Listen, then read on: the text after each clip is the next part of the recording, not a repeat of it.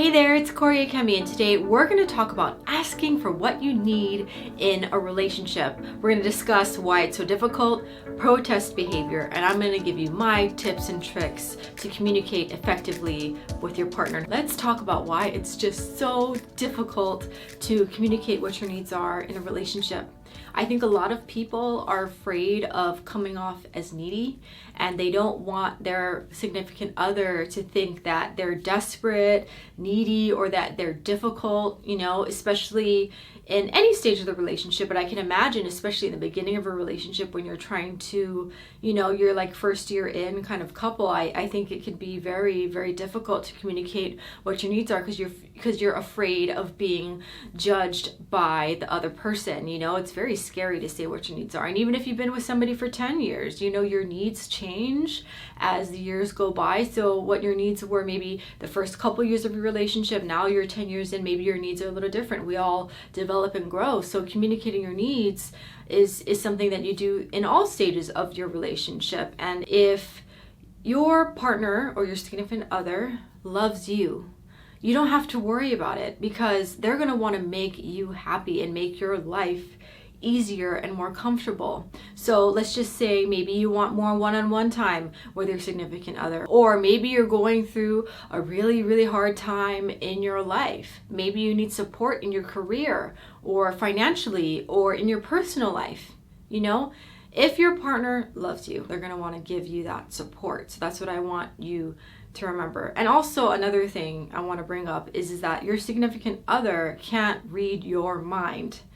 I think especially for me in my relationship with my fiance, I can't, I've learned to communicate what my needs are because I've realized that he's not a mind reader.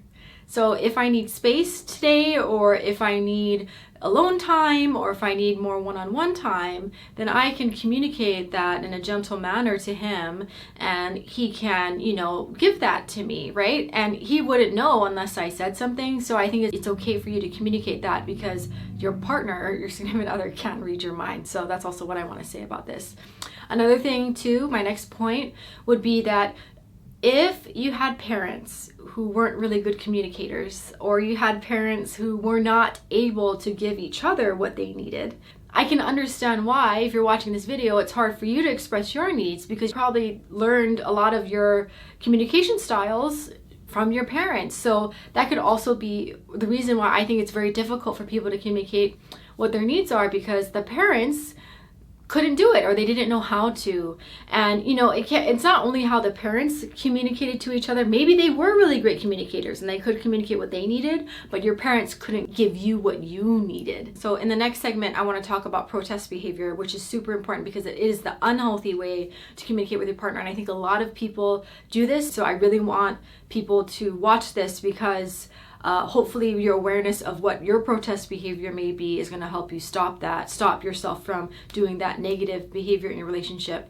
Okay, so let's begin. So the first thing that people do is they try to make their partner jealous in order to get a reaction out of them and to get their attention, right? So you're going to on purpose talk about the attractive coworker that you met today. You're going to maybe follow somebody on Instagram that's really attractive and let your partner know that you're following them, or you're going to go on purpose hang out with that friend that your significant other is jealous of. That's a very unhealthy way of trying to get your partner's attention. Another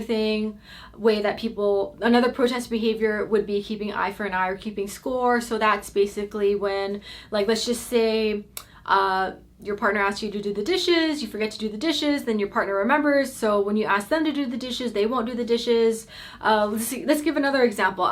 Let's just say, for example, I forgot to take out the trash. Then the next day my partner will on purpose forget to take out the trash. That way it can get their attention and start an argument. And it's a very passive way of communicating that they didn't take out the trash the night before, if that makes sense, rather than having a healthy conversation. Hey, can you remember to take out the trash?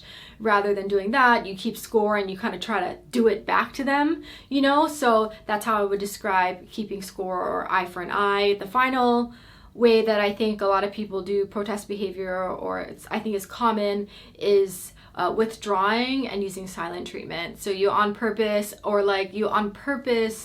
don't talk to your partner when you're mad at them, or you will on purpose ignore them, and so that way they can feel anxious, or you get that anxious, make them feel anxiety, so that way you can get them to kind of chase after and run after you and go, what's wrong, that's another way that a very passive, unhealthy protest behavior. And I think a lot of people, all the behaviors that I've shown, there's so many more, but these are the 3 most common ones that I think people do, is these 3 behaviors that I talked about. And it's common, but I think it's really important for you to know, so that way you can catch yourself when you find yourself doing protest behavior, and rather doing protest behavior, you sit down, you have a really healthy discussion about what's really going on within your relationships. That way you can fix it and move on and go back to being really happy with your significant other. Okay. So in the next segment, I'm going to give you tips to communicate with your partner and how do you get over the fear of being needy. Okay, so let's get started with that. Let's talk about how to communicate in a healthy way with your significant other. First thing I want to address is don't threaten, because I think sometimes that can be the go-to way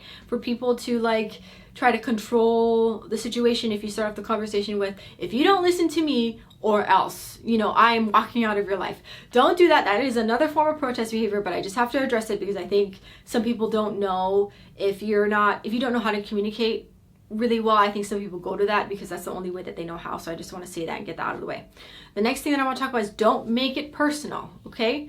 When you are asking for what you need, a lot of times your significant other can get really hurt because they can feel like you're attacking them, or they can feel like you're, basically insulting them in a way. So if you both can get on the same page and kind of have that conversation and clear that out of the way and say, look, this is not personal. I'm not saying that you're a bad partner. I'm not saying that, you make me upset or anything. This is just what I want. I want more one-on-one time with you. So that way your partner doesn't feel threatened, and they don't feel insecure, and they don't feel like you're scolding them or making them feel less than. You're just saying, there's nothing to do with you. I love you. It's just, I feel like we need more one-on-one time, or I need my space right now. And it's just because this is what I'm going through. You can really listen to each other and understand what your needs are and why, and give that to the other person. Another thing too is that communicating your needs can get really uncomfortable sometimes. So you need to be open when you're having this conversation to be vulnerable. For example, I was going through a hard time recently, and I had to communicate to my fiance that I am really going through something right now, and so I can't go to this and this and this event, and for him, he didn't take it personally because obviously he listened to me and he knew what I was talking about, but I had to get vulnerable. And if I didn't get vulnerable with him and really open up and cry a little bit, I teared up a little when I was telling him what was going on within me, then he wouldn't have understood, and he would have gotten his feelings hurt thinking that I don't want to go to an event with him because I just don't want to go, when that's not the case at all. It's because I've got stuff going on in my life that it's really hard for me to go to this event with him. So that's why it's important to get vulnerable and really speak your truth and be honest and hold that space for your significant other and for yourself. You both have to hold that for each other and be on the same page with this, okay? So be vulnerable. It's okay to be vulnerable with your significant other, okay? The next thing is get to know yourself better. You cannot ask for what you need if you do not know who you are and what you need in a relationship. You're just going to be unhappy for no reason, and that can also be the reason why I think sometimes couples get into fights, is because they're not internally aware of what their needs are in the relationship. So rather than actually communicating what their needs are, they're just mad and upset, and they're just grumpy, and they get mad at their significant other for no reason. Your needs and what you can communicate to your partner is equal to how well you know yourself. So it's very important to get clear about who you are and what you need in a relationship, and to start practice journaling, meditation, and really getting clear about what you want and what you need. Thanks for watching. For more Transform Your Life videos, please like and subscribe. Check me out on Instagram and Facebook at Kori Akemi.